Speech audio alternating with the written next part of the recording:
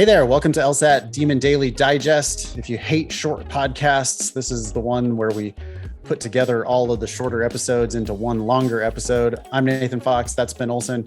Together we're the founders of LSATdemon.com and our weekly podcast, Thinking LSAT. We've been getting lots of emails that are similar to this one from Edgar. Why don't you go ahead and read? It's just his short little email. Sure. Hi, Ben and Nathan. Have you seen the new law school rankings released by U.S. News? Do you think anything is worth mentioning about the changes in the rankings? And then I guess you added these bullet points. I added these things. I mean, like the things that made headlines, which are factually true and matter not. Mm-hmm. Harvard, no longer a top 3 law school. Oh my God. Is Harvard now a shitty law school? No. It's still fucking Harvard. Yep. And everything that comes along with that outside of the law school, right? It's ranked 4th now. Yep. Okay. It's still the best law school on the East Coast. There's no difference. Also, just think of the branding that Harvard carries. You know, we talk about national law schools. Harvard is one that carries international recognition. Yeah, and I don't think Harvard gives a fuck about top 3. I don't think Harvard is out there saying, well, you know, we're a top 3. We're one of the top 3 law schools in the country. Nope. They say Harvard we're Harvard. Says, we're motherfucking Harvard. Yep. You've heard of us. They don't care. Come on. Now, okay, maybe there are admissions deans. Maybe they're, you know, like I'm not. They're probably talking about this, but they want to just, you know, what are they going to do? I don't know. Does it make a significant difference in the quality of applications that Harvard actual law school is going to receive? No. And what we know about U.S. News rankings. So the other 2 bullet points here, you know, everybody's making a big fucking deal. Georgetown, now back in the top 14. UCLA, no longer in the top 14. Yeah, okay, that was a change that happened 1 year ago or 2 years ago where Georgetown and UCLA flipped. Mm-hmm. Oh, and now, shocker, they flipped back. Yep. All that does is illustrate how stupid it is to pay attention to any of these rankings or any arbitrary top 14 or top 3 or top 10 or top anything. UC Hastings, you know, they dropped out of the top 50. Oh my God. Yep. The Hastings community should be shocked that UC Hastings is no longer a top 50 school. Well, okay, they were 50th and now they're 51st. Yep. So what difference does it make? So the only thing that should make a difference is if you go from, say, 14 to 30, right? Then that's more than 100% change. Something probably happened. I was super disappointed to see this above the law ranking or this above the law article. Yeah. I just think that this is shamefully bad. This is like so stupid. And I really wish that I know that there are real smart people at Above the Law. And I wish that they would not let this kind of clickbait bullshit go out. You know, but all this is it's just like a headline about the new rankings. And of course, they're going to talk about big changes because they want people to click it and share it and everything. I don't think we should even put a link to this in the show notes because this is just so dumb. But, you know, it's like, oh, a big change in the top 14. And it's like, oh, okay. So a whole bunch of non-issues like Georgetown is now 14th instead of 15th and UCLA is now 15th instead of 14th. You know, Chicago +1, they're now top 3. Harvard, this actual this chart which they show here, and they show what they show how much each school has gone up or down. You have Yale 0, Stanford 0, Chicago +1, Columbia 0, Harvard -1. All these numbers are 0, there are no +1 or -1. Nope. There are no there are no changes. There are more zeros or the same number of zeros as pluses and -1s. Yes, which still means nothing. The same exact data would have supported a more accurate headline that was like bunch of fucking nothing. Yeah, just don't look over here. Nothing to look at over here. But of course that doesn't get clicks.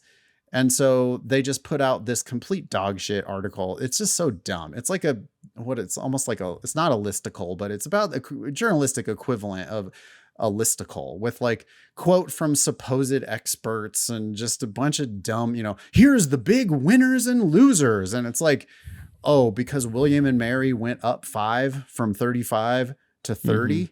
Who fucking cares? Mm-hmm. It's not a difference that matters. Anyway, okay, whatever. It's distasteful and I don't want to talk about it anymore. Thank you. Well, our take is if it's not 100% difference in their ranking, then it just doesn't make a difference. Like when you're comparing two schools to get to each other, is there a 100% difference in the rankings? Yep. If not, I don't want to hear about it. If you're confused by that, you just take the smaller number and you double it.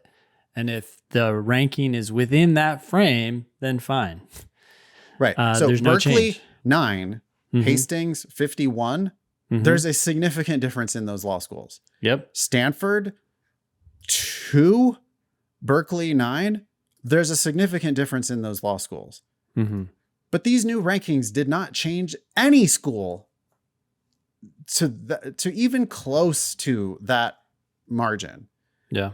And so it's just every year this happens. And it's almost like I'm tempted to like, we should start doing this. We should start publishing a bunch of clickbait bullshit on the day that the rankings come out.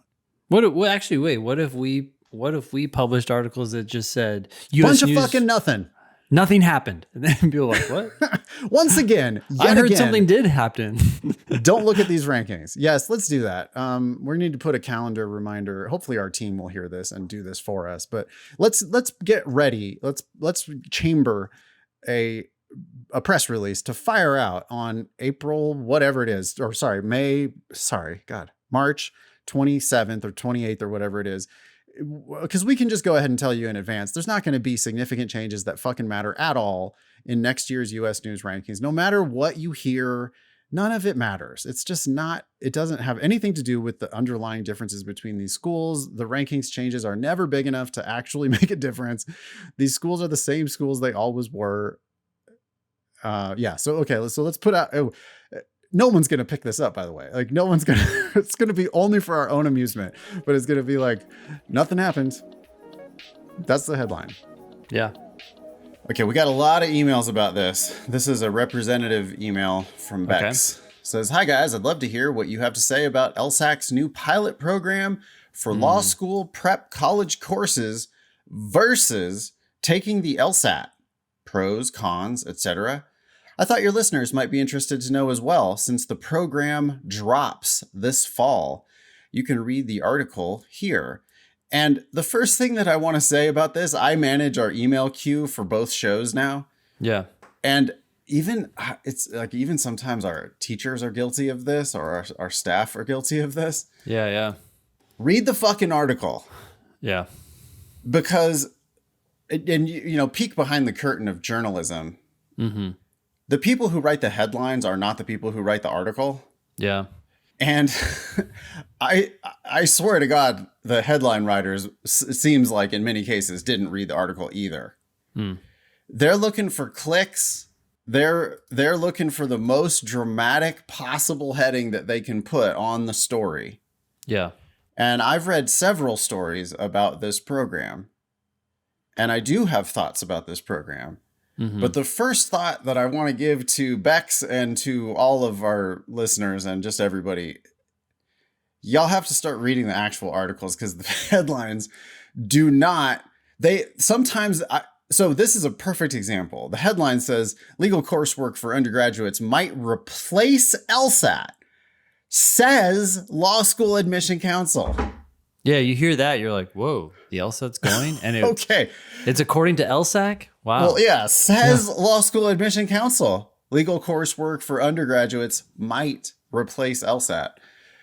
Well, there's a bit of a, there's an LSAT lesson in here, which is might. What does might mean? What is actually being said here, right? Not much. Might doesn't mean jack shit, right? Like, there's the old Wayne's World thing about, and monkeys might fly out of my butt. Yeah. It's like, well, anything might happen. So that it's almost like it's completely devoid of meaning, right? Yeah. But I think this headline doesn't even accurately represent what Law School Admission Council said. What can you imagine the Law School Admission Council saying that this thing might replace the LSAT? A test that, by the way, they have continually defended as being Well, relatively good at predicting first year success. So, including in this article, this actual article says in a news release, the LSAC asserted that the LSAT is the single best predictor of law school success across all demographic groups. According to Griffith, Griffith was, I believe, an ABA person. Yes, this is LSAC's. Oh, no, it's LSAC. Sorry. Griffith, LSAC's vice president for product development and business intelligence. According to Griffith, the LSAT and this new undergraduate program will complement each other. And it's possible that some students will do both. It's possible that some will do both, but the vast, vast majority will do the LSAT. Yeah. Here's the money quote at the end of it. We understand that the LSAT is a great pathway for many individuals, but we also understand this might be an alternative pathway to develop skills and support systems. Not to get into law school. Right. She did not say what the headline says she said. Yeah. Okay, by the way. Replace the LSAT. Wow, that's a different word. Yeah. There's no fucking way that the Law School Admission Council thinks that this is going to replace the LSAT. Here's what's actually happening. There is a new offering to help prepare people for law school. Mm-hmm. They're going to pilot it at 3 schools starting this fall. So if you're a student this fall at Cornell, Northeastern, or University of Maryland Eastern Shore, 3 schools out of however many hundreds there are in the United States. Yep. If you are an undergrad at those schools, then you could take some courses in this new, what are we calling it? Legal education program. Okay. Yep. But I mean, they're going to study the validity and reliability for law school admissions of this thing. And when you read, by the way, great, cool. Prepare by all means, prepare people more for law school, specifically prepare them for law school. Great. Fine. Love it. Let's see how this does, predicting 1L grades. I'll be shocked if it does a better job of predicting 1L grades, though, than your just overall undergraduate GPA. Yeah. They're going to have like perfect grades here and not in the rest of their classes, and somehow that's going to be okay. Like it just. Yeah. And I'll also be shocked if it does a better job of predicting 1L performance than the LSAT does. But hey, if it does, wow, that's great. Awesome. Well, and it that's the whole point of pilot programs and studies. Yeah. It also, I don't think it can possibly hurt the predictive value, right? Sure. So you could add to it, right? Right. I mean, yeah. I think really best case for this program is that it's going to supplement law school admissions. Oh, you did that pilot program? Oh, good. We can see how you did in that we can see how you did in this program of undergrad legal education or legal education prep, whatever. Oh, that plus your LSAT plus your undergraduate GPA. Oh, okay. That gives us a better picture. I can certainly see that being the case. I mean, here's the other thing, okay? The LSAC does not determine whether the LSAT is required for law school admissions. Yeah. That's the American Bar Association. Yeah. We have a quote here from Bill Adams, ABA Managing Director of Accreditation and Legal Education, who told the ABA Journal, the role of the council in the context of this program would be to determine at some point how the program complies with Section 503, which requires that all schools use a valid and reliable examination to assess candidates for admission. Jeez Louise, like, think about this. The kids who use this program would have to then apply to law school, and then we'd have to see how they do. Right? I mean, how else do you determine whether it's a valid... Right. So this is no news for anybody in the next, 5 years. I mean, at least. That's not true. If you are an undergrad right now at one of these 3 schools, then, you could at least be registering for these classes if you wanted. Again, Cornell, Northeastern, and University of Maryland Eastern Shore. Hey, by the way, this fall, I mean, if you're at one of these schools, let us know how the program goes. We'd love to hear. I'm sure we will start getting emails from people who take this program. The most value I see coming out of this is people taking these classes and being like, maybe I don't want to go to law school. Or, yeah, this stuff seems interesting. It's kind of what I thought it would be. Maybe I do want to go to law school. Yeah. I don't see a whole lot coming out of this ever. I bet we never hear about it again. It's like the, the games. They're going away. We're not going to see the games anymore. What? Have we heard anything about that they made count for more since that happened? Yeah. They're gonna go away. We're gonna study that. Logic games, they're going away. They use the same kind of language. They're like, someday, right? We are gonna Yeah. In the meantime, we're gonna just slip in there that they count more now than they used to because we dropped one of the sections of logical reasoning without comment. But nobody objected apparently. So anyway, yeah, pilots, Ben, like it's like pilot television shows. Sure. Most pilots remain pilots forever because they stopped making them. They didn't make any more of them. So, whatever. Like I wish them success on this pilot program. But that headline, I mean, what the fuck is that? Yeah. Oh, it's just this like wildly speculative, like when would it, Ben, if it were going to replace the LSAT, how long would that whole process take? Like you said, at least 5 years. Because even like, okay, you proved that it's valid and reliable, but now it's like, well, is it valid and reliable and better than the LSAT? I mean, there's just like, well, will U.S. News start ignoring the LSAT? Because if U.S. News doesn't start ignoring the LSAT, then the law schools are not going to start ignoring the LSAT. And we have the GRE already in play, so it's like, well, that was going to replace the LSAT as well. Yeah. Right? Those headlines have been around for years now already. And it's like right now, the GRE is not a valid path to law school in most cases. I mean, it doesn't work that way. We got an email here from Maggie. Hey, Demon Team. First, I want to thank Ben, Nathan, and all the Demon teachers for the incredible work you do. I have a 19-point increase so far, and I can't wait to retake the LSAT in April and the summer months to reach even higher. Wow. Okay. So it sounds like you've already locked in that 19-point increase. That's awesome. Amazing. I mean, that's exactly what we're talking about, right? I mean, Maggie's getting greedy. Yep. Everybody needs to be like Maggie. Because if you're not, you're going to pay Maggie's tuition. I think they get greedy when they realize that there are actual dollars associated with those additional points. When you really see the game that's being played here, then it makes perfect sense, right? Time, effort to increase that score. Roughly $10,000 worth of tuition per LSAT point. I think that's a useful rule of thumb. It's a round number. Yep. I'm convinced that there is a school out there right now that won't admit you. But if you improve by 10 points, that same school will give you a full ride. Yeah. And just order of magnitude, I think it's about 1 point per $10,000 per point. Roughly. Yeah. Yeah. Go to lsatdemon.com/scholarships and play with various LSAT scores. And, the school you're looking at, if I'm not talking about one school for you, I'm talking about somewhere in the country, there is a school that today won't admit you. But if you add 10 points, they will give you a scholarship. So go to lsatdemon.com/scholarships to check that out.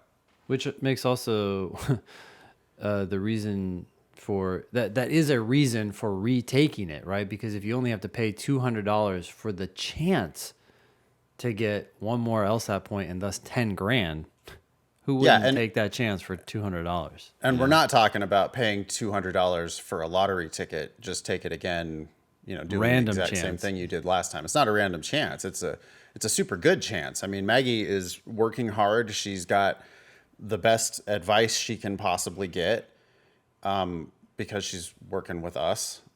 And she's already improved by 19 points and is hungry for more. Like her, she's going to walk into the April test going, well, I know what I've been able to do on all my practice tests. I understand the test. I get it. I expect to do well. And then she'll take it again in June and again in August. and then she'll apply early in the beginning of the next cycle with a really kick-ass LSAT score. I mean, this is somebody who's going to law school for free. Yeah. Anyway. She says, I have a question about how to frame my law school plans to a potential employer during a job interview next week.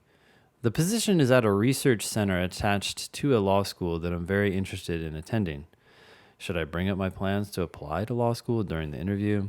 It's a 1-year contract position, so law school attendance wouldn't intersect with the role's tenure. Okay, so if there's no conflict here, if you're not applying for a job that they expect you to hang around as long as possible, but you're planning to leave before they expect you to leave, I don't see why this is an issue. I would bring it up if they're curious, if you thought it was relevant to the job.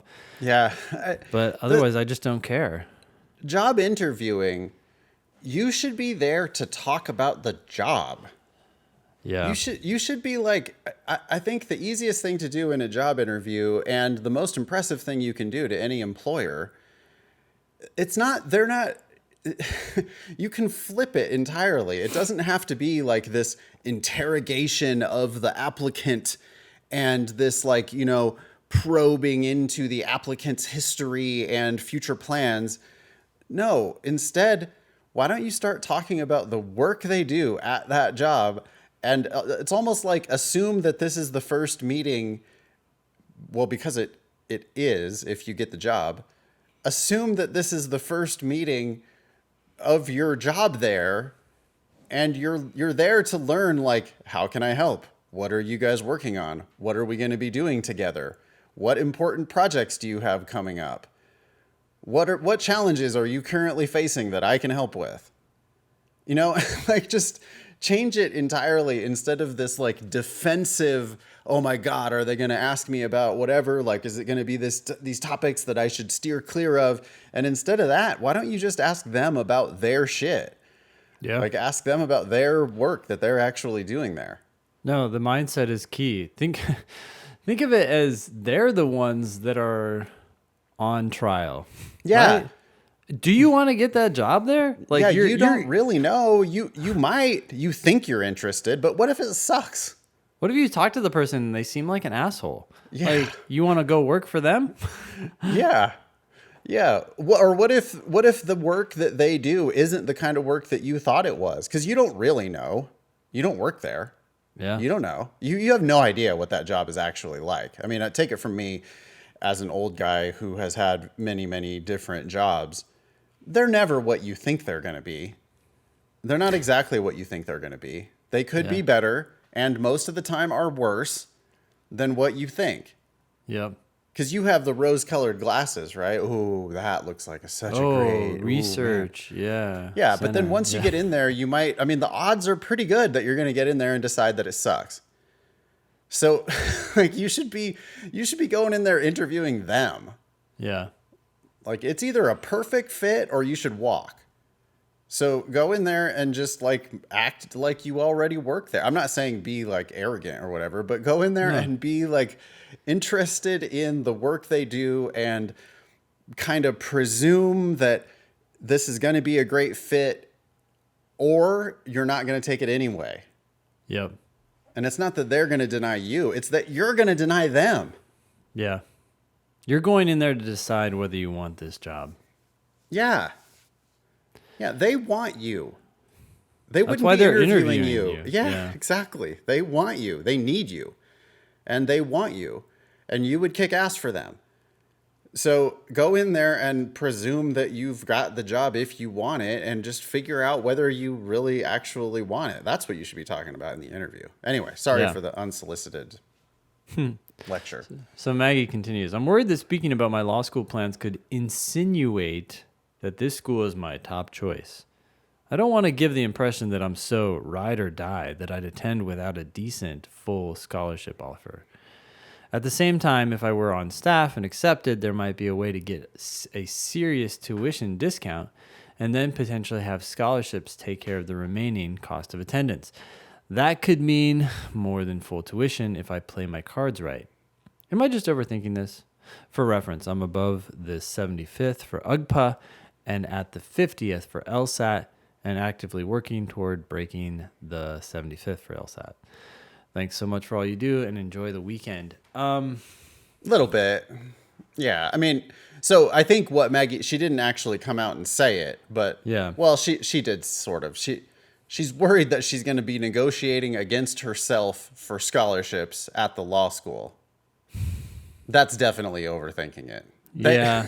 Like they're going to be like, people at this clinic are not going to go talk to the law school admissions team and be like, hey, she really wants to come here. So if you admit her, don't give her a scholarship. They don't, the people in this clinic, or what is it? Research center. The people in this research center probably don't even understand the law school scholarship game that's being played. Well, also, if you really are in their 75th percentile for undergraduate GPA and eventually for their LSAT, you're going to be the one holding the cards. Yeah. So even if they don't offer you a scholarship, you could turn around and go, wait a second. Why? Okay. Can you reconsider my scholarship offer, please? If you don't, that's fine, but I'll go somewhere else for free. Right. Yeah. So Yeah. Thanks. Well, Maggie, these are the kinds of questions that the truly excellent applicants ask. Sure. It's good to be familiar with the field, but then also remind yourself what actually matters at the end of the day. Yeah. Be a good employee. Don't make bad impressions, but get your LSAT score as high as you possibly can, and then you will hold all the cards. Yeah. Go in, kick ass in this interview. Hopefully you get the job. That would be awesome. Sounds like a good way to learn about a field you're interested in. That's terrific. And if it all works out and you get into the school and you like the job and then you get a tuition discount, then it's just win, win, win, win, win. The rich do get richer in this whole process. So it sounds like that's exactly what's going to happen to Maggie. Today we have an email from Nicole. It says, hi, Ben and Nathan. Thank you for being straight to the point and including Canadian law school related content! Exclamation point. All right, so Nicole must be a Canadian. Okay. Listening to your podcasts has helped me improve my mindset toward the exam and focus on careful reading above all else. After a summer of studying with Princeton Review on 4-section practice tests, I kept scoring in the high 140s. All I can say is, what a waste of time and money. I wish I had discovered you guys sooner! Exclamation point. I plan to sign up for an LSAT Demon account shortly! Exclamation point. I've started my studies again, this time with no timeline to reach my goal score. Boy, I like the sound of that. Yeah, that does sound good. I got distracted by the 4-section practice test. Is she saying that Princeton Review is still stuck on the old? Who knows? That would be interesting. Well, either that or they're given an experimental section, which would make sense. But that would make sense. Yeah. Anyway, all these classes out there, they're always built toward a test date. Yeah. And I knew that was wrong at the beginning of my business. I knew that was wrong. But people still would ask me like, well, what test is that class for? Yeah. It was hard to get away from, right? It's like, right. That's how people came to us. They said, okay, well, I want to take this test. What class should I take for that? And it's kind of like, well, this class would end before that test, but the reality is you're probably going to go longer. And by the way, you have access to our materials for time after the class is over, precisely because I expect that. So maybe you're going to be taking the next test anyway. Yeah. I feel, Nicole, I mean, I hate to say I feel Princeton Review, but I kind of do. Like if you're doing a live in-person 3-month class or whatever, then it kind of does. It's like people are going to want to sign up for it because it ends right before the June test. Although less so now, right? Because now the test is offered 9 times a year anyway. So we don't really, there's no point shooting for a particular test. To be clear, like some people take 6 weeks and they're fully prepared. Some people take 6 months and they're not yet prepared. So we don't really know how long it's going to take you. And you should be just working on like chipping away at it. Do a little bit every day and wait until your practice test scores indicate that you're ready to take the test. That's when you should sign up. Yeah. And although people do take 6 weeks, it certainly wouldn't be my plan. That was the struggle that we always had, right? It was like, if you're going into a Princeton Review class and it's 2 months and it ends right before the official test, I wouldn't say, okay, well, great. That's it's all going to work out. Right. But I wouldn't do the opposite either. Right. Like some people, they've read online that you have to have a 4 or 6 month LSAT study program. Yeah. And we have somebody, she was just 300 hours, right? Or whatever. Yeah, fuck that. If that's not necessary, that's not necessary. Like, don't do shit. Don't punish yourself. Yeah. We have somebody in our classes right now who last week I was talking to her in class and she's like, oh, I started 2 weeks ago and I scored 170 on my practice test today. And it's like, okay, cool. Like that's somebody who just keep working at it, but you're basically ready. I mean, you're gonna be ready very quickly. You're taking to the test. You're a good reader. You're a careful reader. The questions are making sense to you. That's because they make sense. You got it. Like you know, and so for somebody like that, it's like, yeah, great. We've got you for probably 1 month of the LSAT Demon live. She's going to pay us a total of $295 and she's going to be fully prepared for the LSAT. Yeah. And maybe knock it out of the park on her first attempt. Of course, she should plan for retakes if necessary. But, you know, that's somebody who, like, the timeline would have failed her in the opposite direction. Sure. Right? Because I think, you know, sometimes students come to me and they're like, well, so I'm planning on taking the test in August. But I scored 170 on my most recent practice test. And I'm like, whoa, August. I mean, how are you going to fill that time? Like, you got a few chances between now and then. Like, why wouldn't you be shooting for these other? Anyway. Yeah. Okay. Back to Nicole. Sure. When I decide to take practice tests again, after building a better foundation, I don't like that question. Should I be using 3 or 4 sections to calculate my LSAT score? Okay, well, that's because I used a previous 4-section exam I took with Princeton Review and scored in the high 140s. And then I eliminated one of the 3 sections. And then I used the 3-section score conversion program for raw scores on the power score. Just do your tests in the Demon and you won't have to do any of this. So don't even worry about it. Yeah, the Demon gives you 2 choices. You can either take a 3-section test or you can take a 4-section test. But if you take a 4-section test, one of those sections will be experimental. You won't know which one it is, of course. And the Demon will exclude that section from your final raw score and thus your LSAT score. So just let the Demon do it. Yep. Yeah. So Nicole, come study with us. You know, this podcast is not supposed to be a commercial for the Demon, but we're going to help you a lot. And your conversion, she says, when I converted it from 3 sections to 4 sections, or from 4 sections to 3 sections, my score increased to the mid 160s instead of the 140s. I don't think something's not right there. Yeah, that's like, no, sorry, Nicole, that's called an error in the conversion. That's not like the scores are exactly the same on 3 sections and 4 sections. So something went wrong there. Whatever you did, don't do that. Do the questions, do the tests in the Demon. The thing I don't like that Nicole said, that I think the lesson really here, she said, when I decide to take practice tests again after building a better foundation. And I want to be clear, Nicole, practice tests are part of the construction process. The purpose of taking practice tests is to build a foundation. So don't separate those 2 things. Well, yeah, the way to build a better foundation is to do one question and learn from it. And a practice test is just a bunch of questions. So, you don't need to do them every day or even once a week. You could do them every other week, but they contain official LSAT questions and you do them and then you learn from them. That's how you build a better foundation. The purpose of doing it is to digest, you're going to chew on and digest more LSAT material. You're going to do one question at a time. You're going to chew on it. You're going to solve it. You're going to answer it correctly. You're going to move on to the next. You're going to miss a couple in that process, not too many, just a couple. And then you're going to thoroughly review those mistakes after you're done. That's why you do practice tests, not to just see what your score is on the 120 to 180 scale, but to get more experience doing timed sections and just practice doing more LSAT stuff. So by the way, you can do one section today, one section tomorrow, one section the next day, and then let the daemon calculate your score.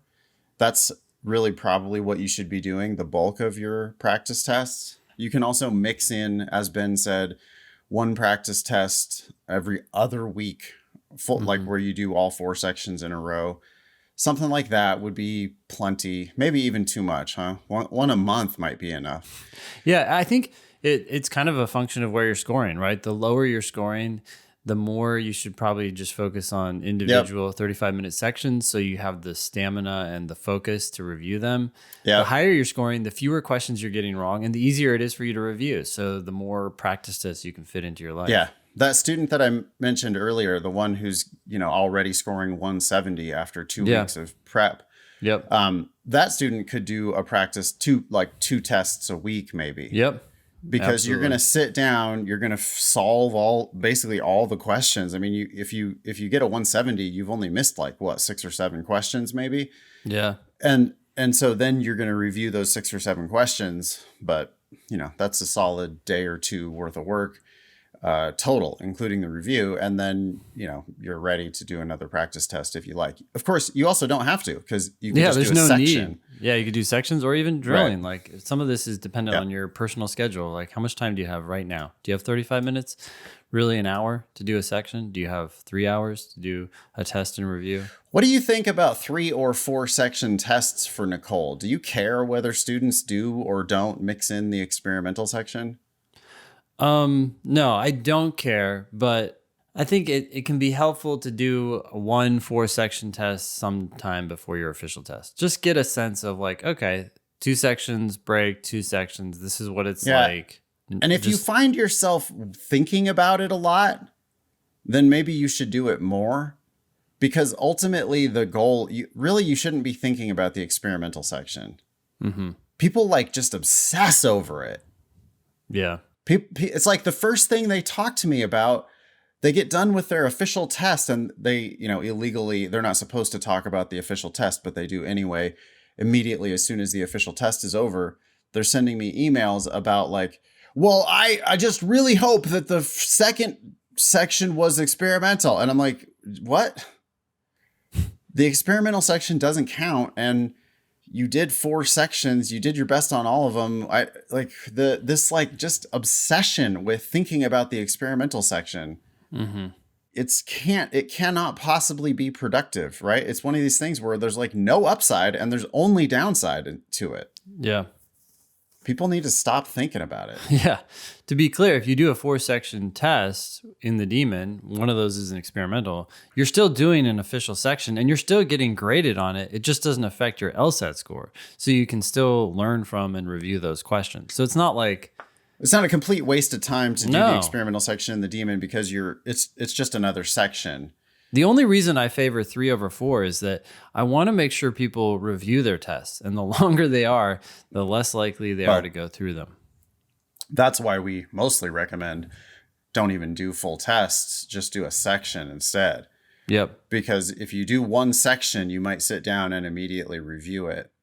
And that procrastination that people do, where they do a test and then they're like, oh, I'll watch some TV, relax a little bit.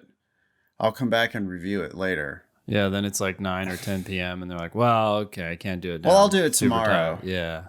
And then tomorrow it's oh, well, I mean, I don't really even remember what I was thinking on those questions. So yeah, D makes sense now. It's so obvious. It's well, okay, what'd you do that all for? What was the point of that exercise? Right. Yeah. That's why for Nicole and others, we do want you to do practice tests, throughout your process.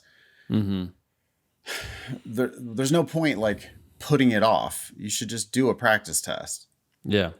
But you've got to block out the time to review that test if you're going to do it. That's the important part. We've got an email here from Owen. Go for it. Ben and Nathan, I'm currently finishing up my final semester of undergrad this spring, and I plan to apply to law school for fall of 2023.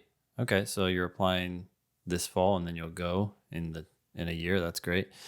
This last fall, I decided that law school was something I wanted to pursue. With a full credit load and marching band, I did not have the time to properly study for the October 2021 LSAT that I took. Looking back, I completely understand how foolish it was to try and cram this test in for the fall 2022 cycle. Yeah, you're reading Owen wrong. Owen is talking about trying to apply. He wants to start law school this fall. That was originally his plan. Mm-hmm. And that's a very, very bad plan. It's right now March. You're ridiculously late in the cycle. If you're not going to law, if you're starting now, or if you're studying for the LSAT now, you should not be. You're going to get ripped off if you try to go to law school this cycle. You're not even that early for next cycle. You should be working hard right now in March. Well, I think that was his plan, but his plan now is to apply. His plan has changed. Yeah. Yeah. Okay. All right. I had little confidence going into the exam, essentially cold. 30 minutes of free Khan Academy prep per day for 1 week. Okay. Total of 3.5 hours of LSAT prep. Okay. My diagnostic was a 148. Anticipating that I would perform horribly, I purchased the score review. Okay, so by the way, if anyone's ever anticipating that they're going to perform horribly, withdraw from the test, okay? I got back a score of 154.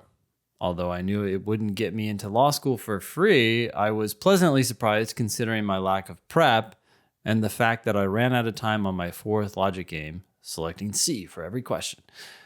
I came across your podcast a few weeks ago and started Demon Free this week. I plan on purchasing a premium account for the month leading into the June LSAT. Is 30 days enough time to increase my score by 14 points or more? Should I even shoot for June or just wait and take it in August only? Lastly, what are your opinions on the first time score review? Okay, do law schools view a record of 154 in the same light as a cancellation? For future test takers, is score preview a waste of money? Well, ignoring those questions, I want to say that Owen feels like he's falling into the same trap that he fell into before. Right, he spent 3.5 hours preparing with Khan Academy for his first test, and now he's like, okay, what's the least amount of time I can spend and get ready for this test? Yeah, like Owen, are you going to be this kind of lawyer? Are you going to be this kind of law student? Yeah, I'll get ready for that hearing on Monday because it's on Tuesday. Like, no. You're not going to be the kind of lawyer who does the minimum to prepare for trial, right? You're not going to be the kind of law student who does the minimum to prepare for your exams, right? This is the beginning of your legal career. You need to be flipping this whole thing on its head. You need to be preparing as best you can before you sit for an official test. Yep. Because this is step one. I mean, boy, Owen, we're in the business of like changing people's lives. I'm not here to give you bullshit advice about how to squeak in at the last minute and do the minimum and prepare, whatever.